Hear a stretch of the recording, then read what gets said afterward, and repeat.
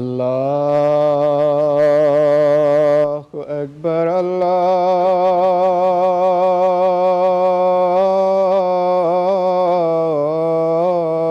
الله أكبر الله أكبر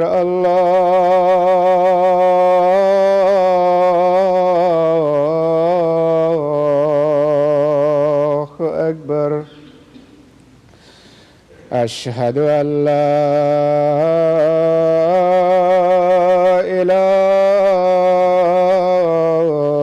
إله إلا الله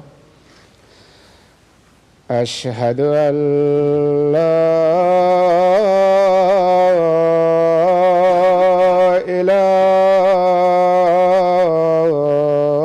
إله إلا الله أشهد أن محمدًا رسول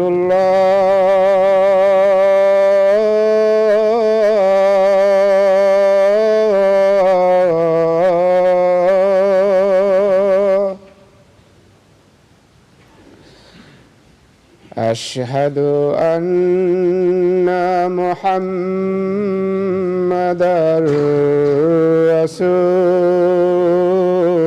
رسول الله حي على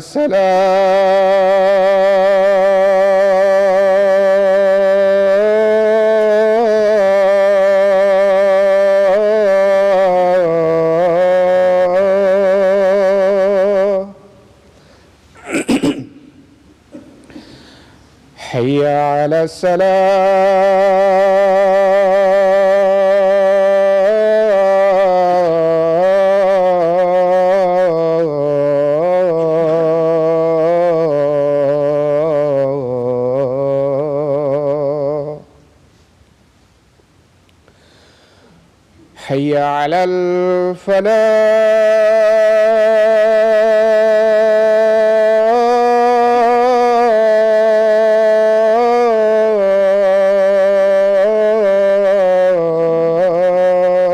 الفلاح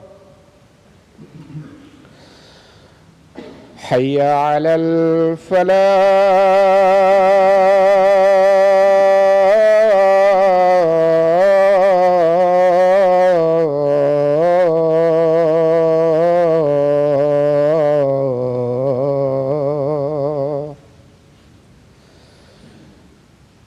الله أكبر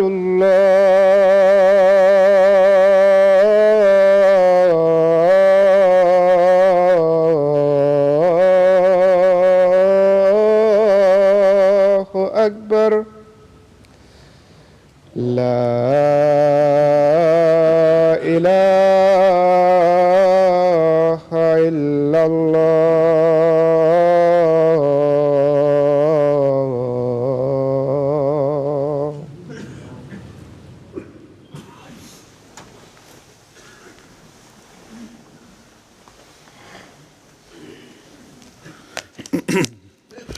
السلام عليكم ورحمة الله.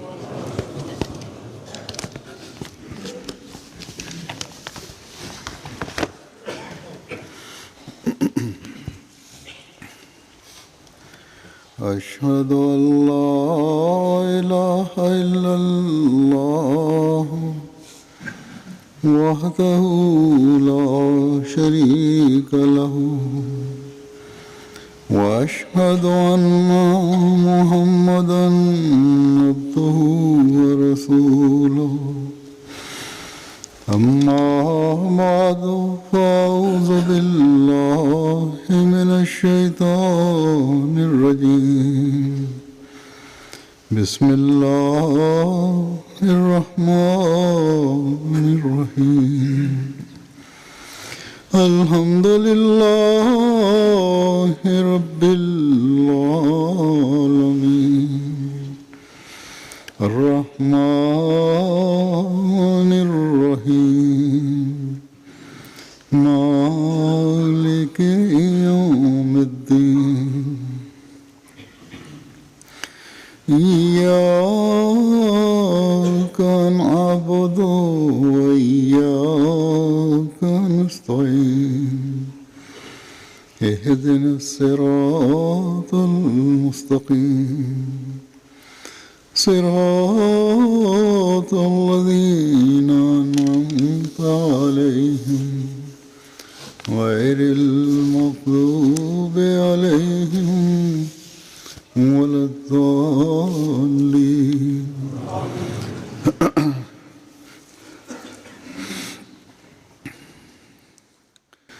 हर इंसान जो दुनिया में आता है उसका एक मौत का दिन भी मुकर्रर है. Hazur says that every single person who comes into this world has an appointed day of his death. In fact, God the Exalted states that every single thing in the world will perish. However, God the Exalted also has given the glad tidings to man that when this temporary life comes to an end, an everlasting life will commence. Those who acted in this life in accordance with the pleasure of Allah the Supreme, who gave precedence to God the Supreme over everything else, will become inheritors of the blessings of Allah the Almighty in that everlasting life of the hereafter. The forgiveness and mercy of Allah the Almighty will grant them a position of nearness to Him, because they continuously strove to acquire the pleasure of Allah the Almighty. They endeavored to make their lives purposeful. In other words, they made efforts to achieve that purpose that Allah the Almighty assigned for His servants. It is indeed correct that the extent of the mercy and forgiveness of Allah the Almighty is such that it cloaks even a person who performs the smallest acts of virtue and piety, even if he did not make a consistent effort to acquire the pleasure of Allah the Almighty.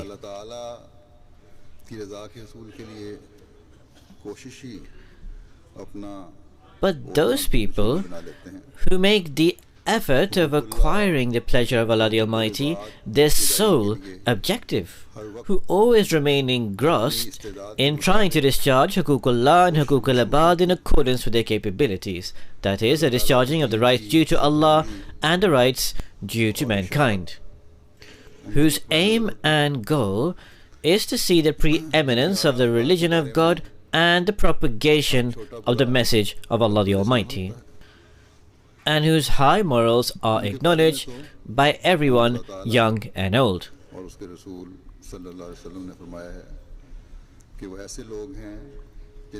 Allah the Exalted and His Messenger, may the peace and blessings of Allah be upon him, have said that they are such people for whom paradise becomes binding. Or Allah the Almighty has given the glad tidings of paradise to such persons who, for the sake of His religion, present the offering of their lives and attain the status of martyrdom.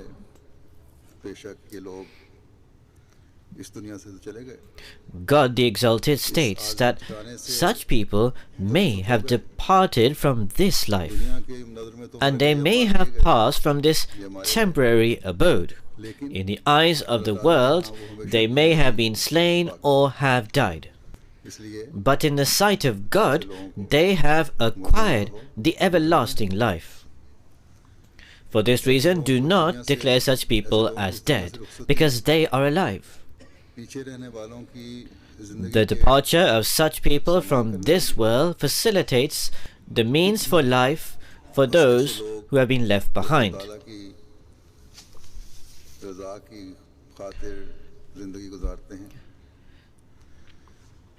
Therefore, these people who spend their lives for the sake of acquiring the pleasure of Allah the Almighty, and who to uphold the preeminence of the name of Allah the Almighty always remain prepared to make every sacrifice, and who actually give these sacrifices without any fear. They, on the one hand, facilitate their everlasting life, and there, on the other hand, they also teach their Jamaat and their brothers in the faith the ways of the real and perpetual life.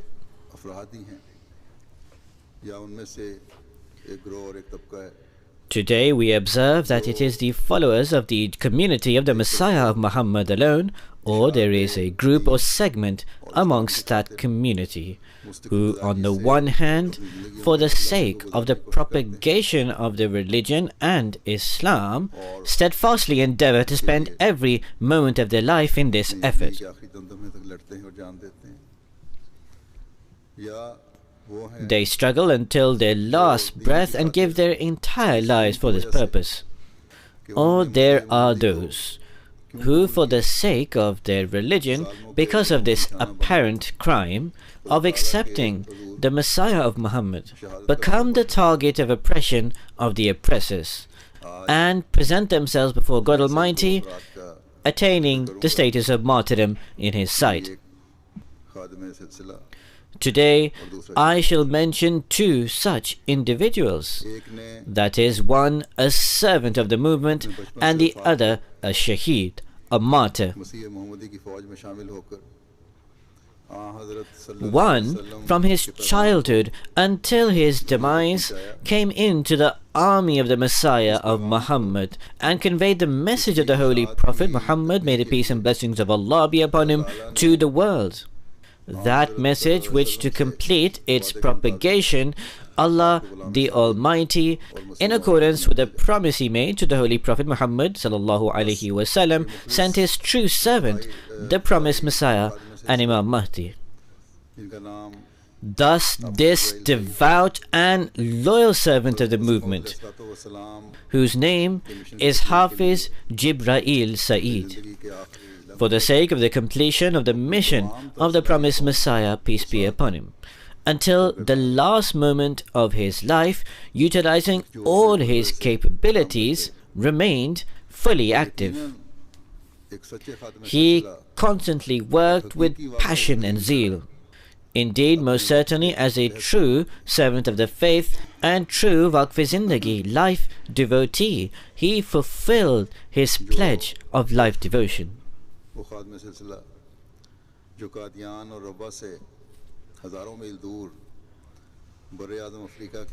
This servant of the movement was born thousands of miles away from Qadian and Rabwa in the continent of Africa, in a small village of Ghana, where perhaps there was not even access to proper educational facilities. However, because of his father's pious desires and prayers, made him a Hafiz, a memorizer of the perfect and complete book revealed to the Holy Prophet Muhammad, peace and blessings of Allah be upon him. He was enabled to fully memorize the Holy Quran. Not only did God honor him with being a Hafiz-e-Quran, one who memorizes the Holy Quran. In fact, he was placed by Allah the Almighty in the rank of those who studied Tafaqquh fi-Din, being well versed in matters of religion. Allah the Almighty, through His grace, enabled him to carry out the service of conveying the great teachings of the Holy Quran to his fellow countrymen and also to people of other nations. In this way, this loyal, devout and sincere son of Ghana, becoming the helping hand of Khilafat, bestowed upon Ghana numerous honors. गुज़श्ता दिनों निगाहना में वफ़ात हुई है। इन्ना लिल्लाहि व इन्ना इलैहि राजिऊन। इनकी Hafiz Jebrael Saeed Sahib passed away recently in Ghana. Surely to Allah we belong, and to Him we shall return. There are further details regarding him which I shall present. Respected Mr. Hafiz Jebrael Ahmad Saeed was a missionary in Ghana and also the Naib Amir Salis, the National Deputy President number 3. As I stated on 9th November 2012, on the blessed day of Friday, in the Korle hospital in Accra. After a period of 1 month of illness, he passed away. I made an announcement on that day for prayers. However, he had already returned to his Lord. He had been ill for quite some time.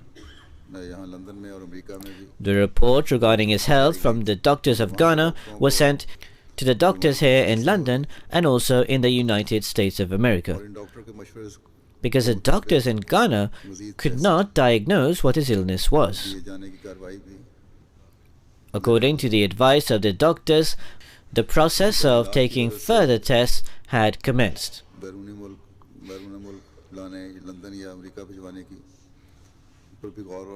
Similarly, deliberation and action was being taken to send him to London or the United States for treatment.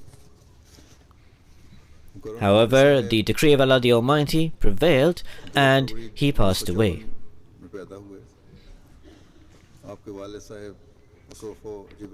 Respected Hafiz Sahib was born on 2nd February 1954. His father, Ahmad Jebrael Saeed, was a missionary in Ghana. Hafiz Sahib's father acquired missionary training from the missionaries there and worked in the practical field as an extremely successful missionary. In 1970, Hafiz Jebrael went to Rabba for the purpose of becoming a Hafiz-e-Quran, or memorizing the Holy Quran, and enrolled in Madrasatul Hifz. By the grace of the Almighty Allah, he was the first Hafiz-e-Quran, the memorizer of the Holy Quran, in Ghana. He also had the honor that on one occasion, Hazrat Khalifah Masih III, may Allah have mercy upon him, very graciously competed with him in Kalai Pakarna, a sport where one holds the arm of the other and the other tries to release the other's fist. After memorizing the Holy Quran, he went to Ghana. Just a few months later, he returned to Pakistan to acquire education in Jamia. He enrolled in Jamia Ahmadiyya. In 1982, he acquired the Shahid degree. Alongside this, he also passed the Arabic Fazil examination from Punjab University.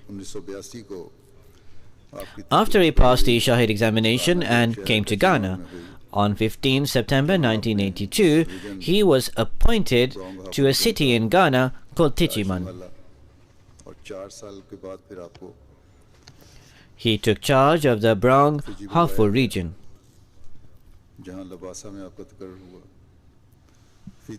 4 years later, he was sent to Fiji, where he was appointed to Libasa. In August 1987, he was sent from Fiji to Tuvalu. He was the first Muballigh to be permanently assigned to Tuvalu.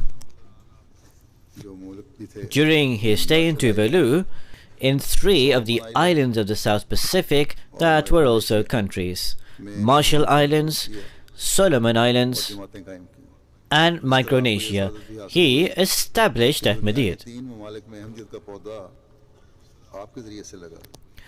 Thus, he also acquired the honor that in 3 of the countries of the world, Ahmadiyyat was established through him.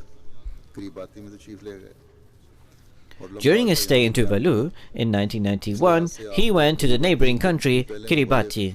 There, he would stay for a long period of time. In this way, he was also the first missionary of Kiribati. After 8 years of service of preaching activities in the South Pacific Islands, in 1994, he returned to Ghana, where he was sent back.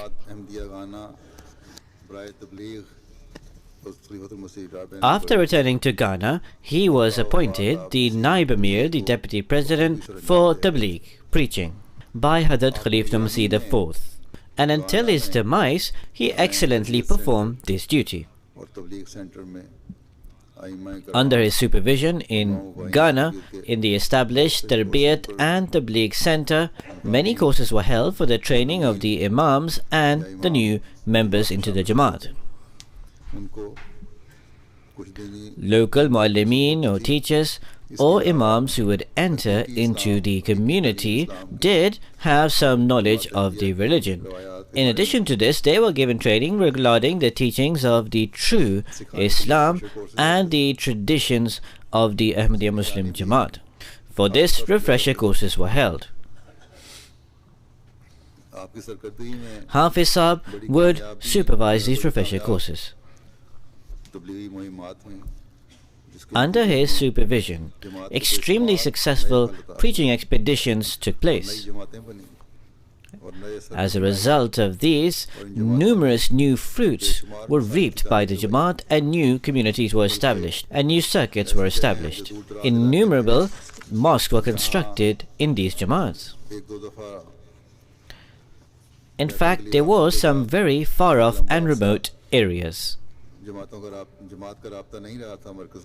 After contacting new members of the Jamaat a few times, for a long period of time, there was no contact with the Jamaat center in these far-off areas. The non-Ahmadi clerics and also some others who tried to instigate people against the Jamaat. As a result of this, some of the converts became distant as a result of the influence. Others, due to a lack of contact, did not remain all that active. When I stressed upon Hafiz Sahib that bring them back near once again, contact them and make them have a strong connection with the Jamaat. Subsequently, with the grace of the Almighty Allah, Hafiz Sahib made full efforts in this regard. In hundreds of thousands, these people were brought back into the system of the Jamaat so firmly that with the grace of the Almighty Allah, now they have a strong bond with the community, and their faith and conviction is continuously increasing.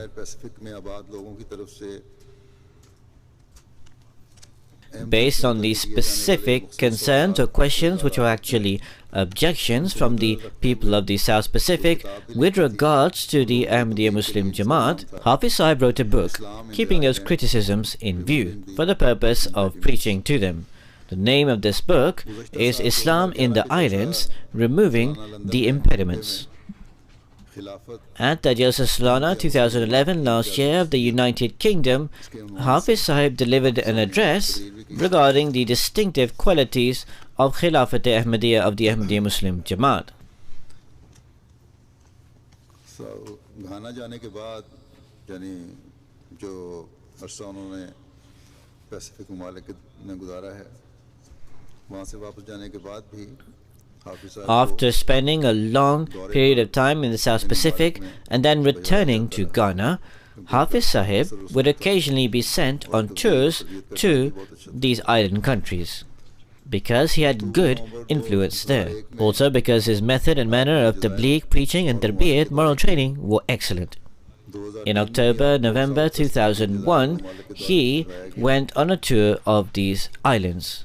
In 2003, also, he was sent on a tour of the islands of the South Pacific.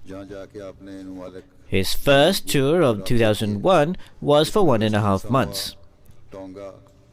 He established strong connections and contacts in the Jamaats there, amongst which was Western Samoa, Tonga, Kiribati, Solomon Islands, Vanuatu, and Tuvalu. He organized the Jamaats there and also acquired further initiations into the community. Solomon Island में हाफिज Jebrael Saeed साहब के ज़रिए 1988 में जमात का पौधा लगा था, अहमदियत का पौधा लगा था. Through Hafiz Jebrael Saeed Sahib, Ahmadiyyat was established in the Solomon Islands in 1988. In 1991, he sent a report. Due to other engagements and going to the other islands, he could not go to Solomon Islands. At the time, in 1991, he sent a report to Hazrat Khalif Masih IV. He said, I have returned here after 2 years. I have seen that the work I carried out 2 years ago has all but ended. A businessman from Fiji of the Muslim League arrived here and developed doubts and misgivings in all the members of the Jamaat, producing aversion in them. Seeing all my work undone, I am completely shaken. He wrote, Hazur, Your Holiness, it is completely my fault. With great humbleness, I seek forgiveness from you. Due to engagements in other islands, I could not come here. I had planned to come here to the Solomon Islands last year, but I had received the instruction that until December, I should remain in Kiribati. Thus, he continues in his letter to Hazrat Khalif Masih IV that I have to restart this work. Please pray that Allah the Almighty grants me success in this endeavor and that we can prevail over the Muslim League who are supported by Kuwait, because the Muslims put money in there to send them, although Islam was actually introduced there through Hafiz Sahib. In any case, Hazrat Khalif Masih IV expressed quite a lot of displeasure and regret over this. After this, Hafiz Sahib did not rest for a single minute. He made a firm resolve that he would restore all that had been lost. He worked extremely hard for 2 years, and he re-established Ahmadiyyat in that area. Now, with the grace of the Almighty Allah, there is a strong community or Jamaat established there. The Ahmadis number hundreds and they are continuously increasing. He met the high officials and carrying out the work of the registration of the Jamaat, establishing the Amala of the Jamaat and training them was all carried out by Hafiz Sahib. During certain tours, Hafiz Sahib played an important role in strengthening the Jamaat. As I stated, the Jamaat has now been registered there. It has a proper mission house and also a mosque. The Sadr Sahib, the president of Solomon Islands, Mubashir Larten Rosso Sahib, met me in Australia when I went there in 2005.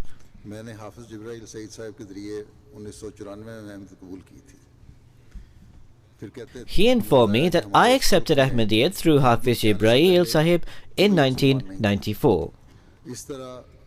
He said that before Ahmadiyyat arrived in our country, there was no Muslim. In this way, through Jamaat Ahmadiyya, for the first time Islam entered our country. And this honor belongs to Hafiz Jebrael Saeed Sahib.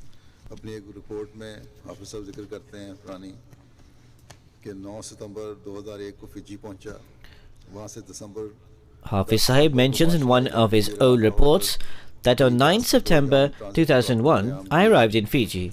On 10 September, I departed for Marshall Islands and stayed in 2 days in Kiribati in transit. On 11 September, when I was still in transit, the incident occurred in New York relating to the World Trade Center. Because there is a major military base of the United States in Marshall Islands, and the country's defense system is also in the hands of the United States. So naturally, I had the concern that what circumstances will now arise. Because I remember that 10 years ago, when the Gulf War occurred, I was present here and had to face numerous difficulties. I prayed profusely and reflected thoroughly. Should I wait a bit or should I proceed? I was strongly advised that the circumstances are dire. You have chosen an extremely wrong time for preaching. It is better for you to return back immediately. He writes that I prayed greatly that I have come here on the instruction of Hazrat Khalif Masih. I do not desire to leave without achieving my purpose, whereas the circumstances are extremely dire. He says that after prayer I acquired the confidence that I should set off immediately. That is, to actually proceed to carry out the work that I had come for. So I went by air to Marshall Islands. After the incident in the United States, the security at the airport had become very strict. Arriving at the airport, a Pakistani had been detained only for the reason that he was a Muslim. An immigration officer looked at my passport. "What work do you do?" he asked me. "I am a missionary," I responded. He perhaps guessed from my name that I was also a Muslim. Subsequently, he asked that, "What is your religion?" I said, "I am an Ahmadi Muslim." After some reluctance, he asked again about my religion, and I replied again that I am an Ahmadi Muslim. Subsequently, he issued me with a visa for 1 month. In this way, with the grace of the Almighty Allah, he acquired entry.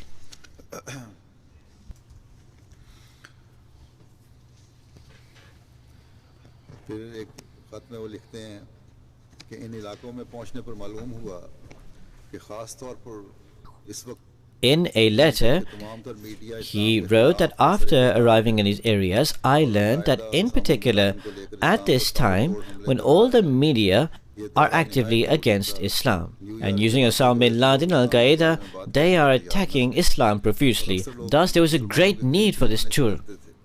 Due to the incident in New York, people are not prepared to even speak about Islam, and some were afraid to even come near to Muslims. Subsequently, on this occasion, I had the opportunity to defend Islam on the media and on other occasions, and prepare the local Ahmadis for defense of Islam. There was propaganda that had commenced against Islam on the radio in Kiribati, due to which our Ahmadis were considerably perturbed. Thus, I contacted the manager of the Broadcasting Corporation. I requested to have some time. Alhamdulillah, all praise belongs to Allah. I was given some time and thoroughly explained all issues regarding Al-Qaeda, etc., and the Islamic concept of jihad. Alhamdulillah, all praise belongs to Allah. This was extremely beneficial. He wrote that it seemed like that whatever decision was made by the Hadrat Khalifatul Masih was exactly in accordance with the need of the hour. Hazur says that I had instructed him to go on a tour of the islands. This was in 2001. Not only did he gain the opportunity to defend Islam, but he also converted 49 people into the Jamaat. So initially people were afraid to even come near to Muslims, but through the grace of the Almighty Allah, he also achieved 49 new initiations. He then says, all praise belongs to Allah, that in order to strengthen the Jamaat, I carried out the work of the election of the Amla, registration, and also work on other issues. The missionaries who worked with him in Ghana and also the Dain-e-Allah there said that Hafiz Sahib's enthusiasm for preaching was like a craze and was spent day and night for this. He would send teams of Dain-e-Allah and would accompany them himself and would remain with them.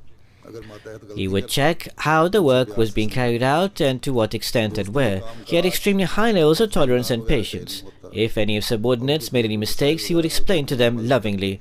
He had knowledge of their friends' endeavors and also the families, and would help in resolving their domestic issues. If there was any complaint regarding any missionary, then instead of discharging him, that is, the local muallimins or teachers, he would endeavor to once again make them active and useful for the Jamaat. Some people hastily decide that complaint should be made against a person and he should be relieved. But Hafiz Sahib would make maximum efforts to try and make best use of an Ahmadi as much as possible, in particular of the Muallimin.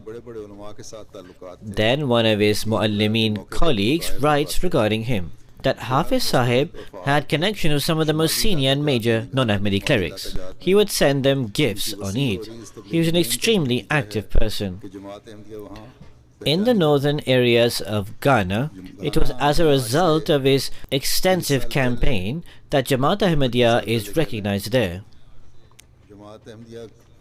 When 20 years ago in Ghana, or 25 years ago it can be said, it was extremely difficult to establish Jamaat Ahmadiyya, in fact impossible in the northern regions of Ghana. Only a handful of people would become Ahmadis, because the Muslims are in strength there. The Imams there were fiercely opposed to the Jamaat.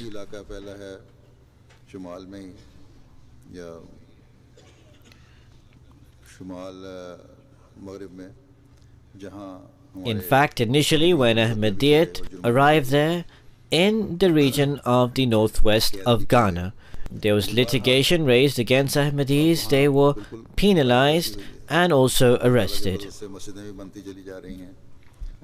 Nonetheless, now the tables have completely turned. With the grace of the Almighty Allah, mosques are continuously being constructed by us, and from amongst those very Muslims, even amongst those very Imams, they are joining our Jamaat. He writes that now the Jamaat is recognized there. Often, Hafiz Sahib would give alms and sadaqah to people quietly. He had connections with all types of people, rich and poor. He would thoroughly endeavor to resolve people's personal problems. He was extremely acquainted with regards to how to extract work from people. He had very good relations with the well-off and wealthy Ahmadis. Through their support, he had mosques constructed in the northern regions. He would appeal to the well-off Ahmadis that Allah the Almighty has bestowed so much grace and bounty upon you. In gratefulness to this, you should have mosques constructed in the poor areas. Thus, numerous small mosques were constructed by the local people there. During one interview on MTA, Hafiz Sahib informed that service of the Jamaat and life devotion is in my blood. It is in my genes. My father was first a missionary in Gambia. Muhammad Sharif Sahib took charge from him. Thereafter, my father also had the opportunity to serve in Liberia. Hafiz Jebrael Sahib was truly dedicated with the service of the faith, and he also had the sense of responsibility. As such, even during his illness, in his final letter that he wrote to me, this is exactly what he wrote. He was at the time in hospital in the ICU, where people generally speaking are not even in their senses or conscious. In this state of extreme pain, he wrote that I am writing to you in extreme suffering and tears are flowing down from my eyes. Hazur, Your Holiness, there is a great amount of work and I have no strength to carry it out. In other words, until his last moment, if he had any concern, it was only that how could he convey the message of Islam and Ahmadiyya to the corners of the country, and that I should as quickly as possible bring all Ghanaians into the fold of Ahmadiyya, that is the true Islam. In one of his interviews, he related his account of how he went to Pakistan. This is quite an interesting account. He said that Ghana Jamaat decided that a child should be sent to memorize the Holy Quran to Pakistan. Subsequently, the school kids were assessed, and he says that I was chosen. My father asked me about this and I expressed my agreement. At the time, Muhammad bin Saleh, who is also a missionary of ours there, and Ibrahim bin Yaqub, who is also a Ghanaian missionary who is in Trinidad these days, were all being sent to Pakistan to study in Jamia Ahmadiyya. He says all three of us had medical checkups. The other two passed in the medical checkup. However, the doctor said regarding me that he is very skinny and lightweight. He will not be able to endure the extreme weather in Pakistan, the heat and the cold. Thus, I was declared unfit. My father was extremely hurt by this and he fell profusely in prayer. Hafiz Sahib's father said to the national president, the Emir of Ghana at the time, Taula Kaleem Sahib, that my son will definitely go to Pakistan. Amir Sahib said, how will that be so? My father responded that I was praying the tahajjud when a very clear voice entered my ear, Inna lil muttaqina mafaza, that there is only success for the righteous. In those days, I was praying most profusely for my son. So this glad tiding is for my son. Hafiz Sahib says that my father gave me some margarine and some other things. He counseled me regarding my health that I should eat regularly. 2 or 3 weeks later, I was sent for another medical checkup, and the doctors declared me medically fit. They wrote that the boy is completely fit, there are no problems with him. He says that when I was in Pakistan, whenever my father wrote a letter to me there, he would write that your going there was a decree of Allah the Almighty, so therefore pay attention to your studies with seriousness. Hafiz Sahib subsequently thoroughly fulfilled his father's wish. Hafiz Sahib leaves behind his wife, Hana Saeed Sahiba, 2 sons and also some daughters, whose names are Hiba, Arbab, Saba, Munir Hadi and Tamina. He endeavored for his children to be forthcoming in religious and secular education. With the grace of the Almighty Allah, did his children have a strong connection with the Jamaat and are advanced in their religious knowledge. In terms of secular education also, 3 of the children have completed their Masters, MSc, and 1 daughter is also studying her PhD. With the grace of the Almighty Allah, in 2007, respected Hafiz Sahib had the honor of performing the Hajj, the pilgrimage. His Jamia colleague, Mukarram Ilyas Munir Sahib, who is a missionary in Germany, writes, Hafiz Jebrael Saeed Sahib was 1 year junior to me in Jamia, however he progressed far ahead. I saw him at a very young age when he was a small child. When he enrolled in his innocent age in Rabwa in the Hifz class to memorize the Holy Quran. Not only did he have the honor of memorizing the Holy Quran, but also Allah the Almighty gave him a very melodious voice. During the Jamia time and also at the occasions of the Jalsa after, the participants had the opportunity to enjoy his voice. I found him very capable and a missionary who had complete grip upon his work and knowledge. As well as being a strong person, he was extremely obedient and simple. He was initially a weak child, but gradually and slowly as he grew up and graduated from Jamia, his height reached nearly 6 feet, and he also was very well built and strong.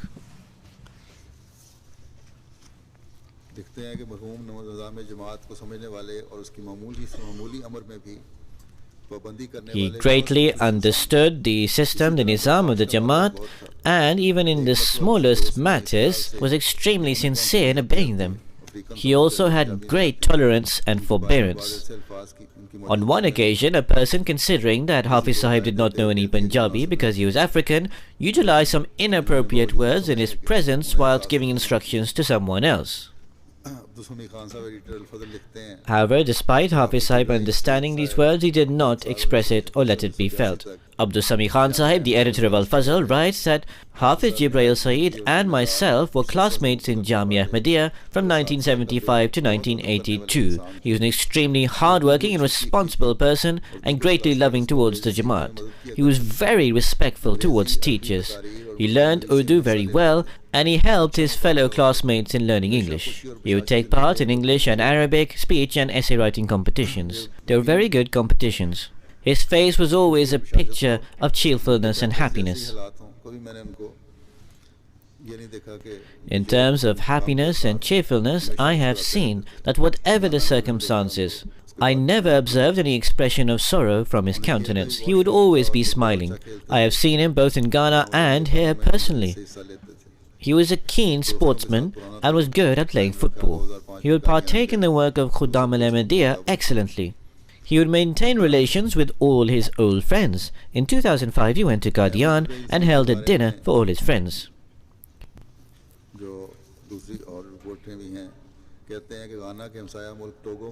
Regarding Hafiz Ahmad Jebrael Saeed, there are other reports.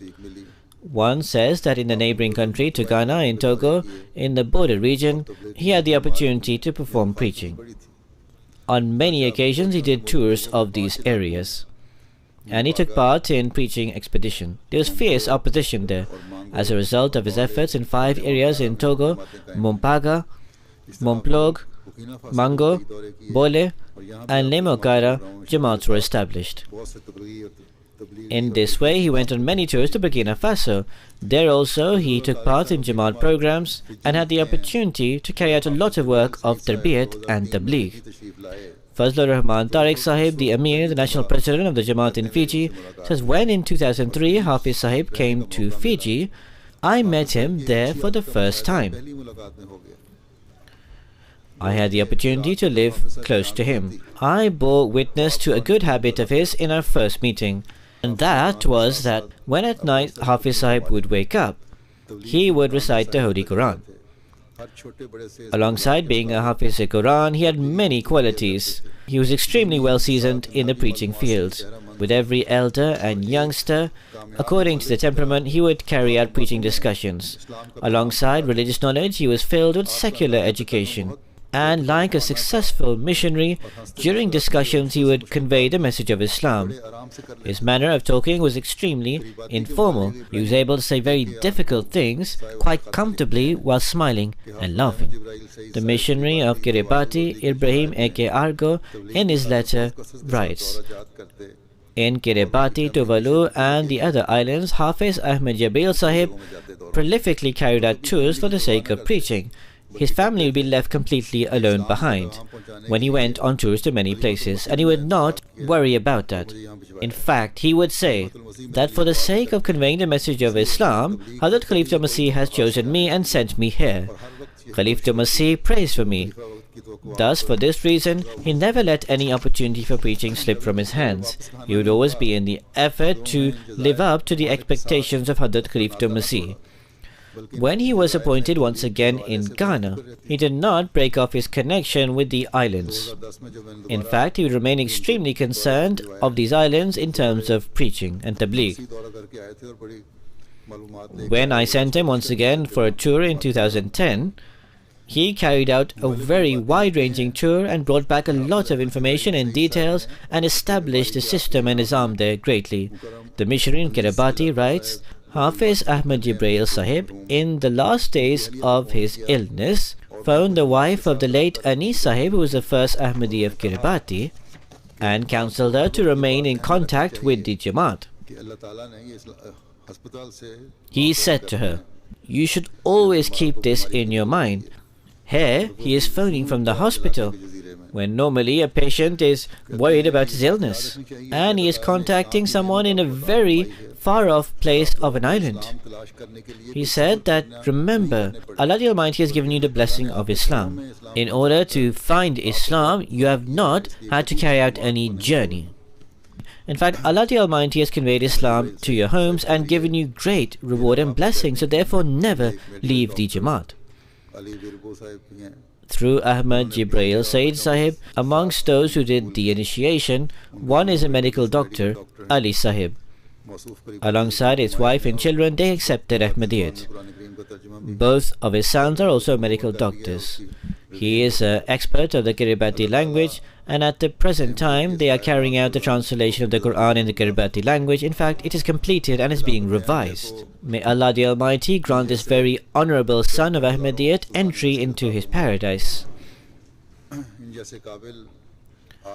May hundreds of thousands of such helpers of Khilafat be granted by Allah the Almighty. The departure of such a capable, humble, devout and loyal servant of the faith is extremely sorrowful. However, we are satisfied upon the will of Allah the Almighty, which is the hallmark and splendor of a believer. The prayer of Inna Lillahi wa Inna Ilayhi Raji'un, surely to Allah we belong and to Him we shall return, is our only prayer and support. Through his passing, may Allah the Almighty alleviate the natural human concerns that I have through His grace. Now, a Madrasatul Hifz has been established in Ghana. In fact, perhaps the first few classes have graduated from there. And in order to prepare Shahid, missionaries, Jamia Ahmadiyya has also started in Ghana.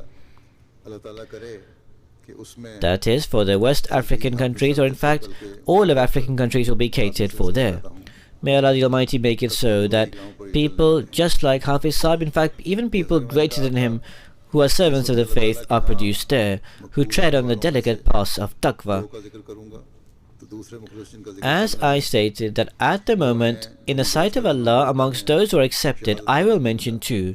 The second individual I will mention is someone who recently attained the status of martyrdom in Kuwait.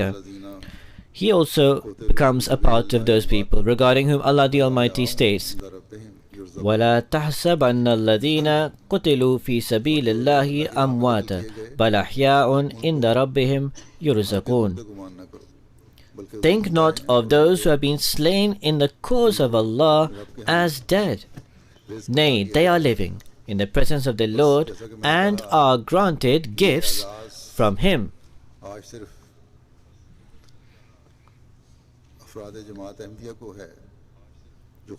Thus, as I stated, this honor and distinction is today only with the members of Jamaat Ahmadiyya, who are being slain in the way of Allah the Almighty, who for the sake of safeguarding their faith are offering the sacrifice of their lives. Thus, as I have mentioned on many occasions earlier, the tactic of murder and slaughter by the opponents can never shake Ahmadis from their faith, inshallah, God willing. This Shaheed, martyr who obtained this honor in Quetta, his name is Manzoor Ahmad Sahib, son of Nawab Khan Sahib. He was martyred on 11th November 2012 in Satellite Town, Quetta. Ahmadiyyat entered his family through the grandmother of his father, Motorma Bhagbari Sahiba. She lived in a place near Qadian called Nengal. She took the bed at the hands of the promised Messiah ﷺ and thus was a female companion. After the establishment of Pakistan, they migrated and settled in Sahiwal. In 1965, they went to Quetta. The martyred Manzoor Ahmad Sahib was born in 1978 in Quetta. After metric in 1996, he began his work and he started a hardware shop.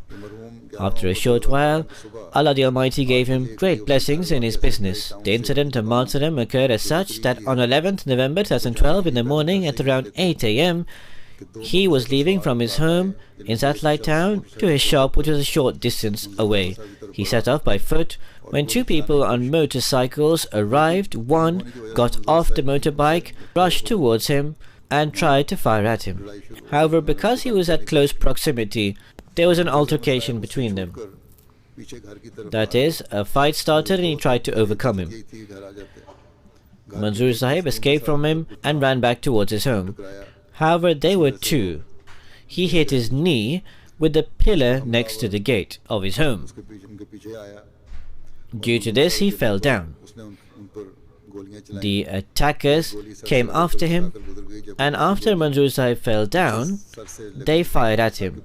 One bullet went through his head, whilst the other bullet struck the back of his head and exited from in between his nose and forehead, as a result of which he was martyred on the spot. Inna lillahi wa inna ilayhi raji'un. The martyr had to face religious opposition for quite some time. The neighboring shopkeepers were also actively involved in opposition to him. For some time in the area, there has been a strong campaign for boycott against the Jamaat. In the well-known Gol Mosque of the satellite town, a Maulvi from Dera Ghazi Khan would come and give edicts of Wajib al-Qatl that Ahmadis are eligible to be killed, and is also distributing literature against the Jamaat. Last year, next to the shop of the martyr, there was a fire in one of the shops of the opponents. These people do not take any lesson from this. There was fire in the neighboring shop, all his goods were burnt. The martyr's shop was completely surrounded by fire, but miraculously, Allah the Almighty safeguarded it completely. The plastic boards outside were even miraculously safeguarded. All were shocked by this. However, all of this are not sufficient to open these people's eyes. The martyr had great compassion and love with all his family. If anyone had any need for financial aid in his family, he would fulfill that requirement of anyone. He was extremely hospitable, and in particular, he would not let anyone from the Jamaat leave his home without having extended hospitality. If any guest came from the Markaz, the center, and some other Ahmadi made them their guest, he would insist to take the guest with him. There were functions of the Jamaat with 40 or 50 Ahmadis, and he would make arrangements in his home and organize all the food. He would extend the hospitality himself. He would partake thoroughly in the appeals of the Jamaat. Even presently, he was Naib Qaid's Halka Satellite Town, Secretary Waqf Jadid and Secretary Tariq Jadid. He was also a member of the Security Committee and the Islahi Committee, and was being enabled to serve in these capacities. With the grace of the Almighty Allah, the martyr was a Musi. In 2007, he entered the scheme of Wasiat. 1 week before the martyrdom, the father of the martyred saw in a dream that there is a crowd of people, and he is seeing off the marriage procession himself. This is the father who is relating this. In the same way, the wife saw a dream that I am going forth, my children and sister-in-law are with me. Along the way, a black dog attacks. I hide behind my sister-in-law. I say that pray, but the black dog captures by the jugular vein. The martyr leaves behind, apart from his father, Mukarram Nawab Khan Sahib, his wife Shabana Manzoor Sahib, two daughters Azina Nomana Manzoor Sahiba, Waqfa Noor, who is 10 years old, Aziza Faiza Manzoor Sahiba, 8 years old, son Tawheed Ahmed, who is Waqf Noor, 6 years old, one brother Maqsood Ahmed Sahib, and two sisters. The martyr's mother has passed away, but his second mother is alive. In any case, both these individuals who I have mentioned, the deceased and the martyred, I will lead their funeral prayer and expenditure after the Friday prayer. Pray generally for Pakistan nowadays. These Ahmadi martyrs, in their pledge and in their loyalty and devotion, are striving to fulfill it in every way. May Allah the Almighty rapidly bring that time near when for Ahmadis there is comfort and they are able to breathe. Now Muharram starts from today. In Muharram, people try to make Karbala for Ahmadis more than before. In fact, they kill and murder each other themselves. Instead of learning lesson from it, Muslims are smiting other Muslims' necks. Pray for them also, and in these days especially give great heed towards durood and also giving alms during this month of Muharram. Pray profusely for the Muslim Ummah, the Muslim world, in terms of the harsh circumstances they are facing. Pray that Allah the Almighty enables them to choose the truthful path, so that they can obtain salvation from this punishment and these difficulties. There is no other route through which it can be said that for the Muslim Ummah there is any other route of salvation except that they accept the Imam of the time. May Allah the Almighty grant them the ability to do so. Alhamdulillah, Alhamdulillah, nahmaduhu wa nasta'inuhu wa nastaghfiruhu wa nu'minu bihi wa natawakkalu alayhi wa na'udhu billahi min shururi anfusina wa min sayyiati a'malina. من يهده الله فلا مضل له ومن يضلله فلا هادي له ونشهد أن لا إله إلا الله ونشهد أن محمدا عبده ورسوله عباد الله رحمكم الله إن الله يأمر بالعدل والإحسان وإيتاء ذي القربى وينهى عن الفحشاء والمنكر والبغي يعظكم لعلكم تذكرون اذكروا الله يذكركم وادعوه يستجب لكم ولذكر الله أكبر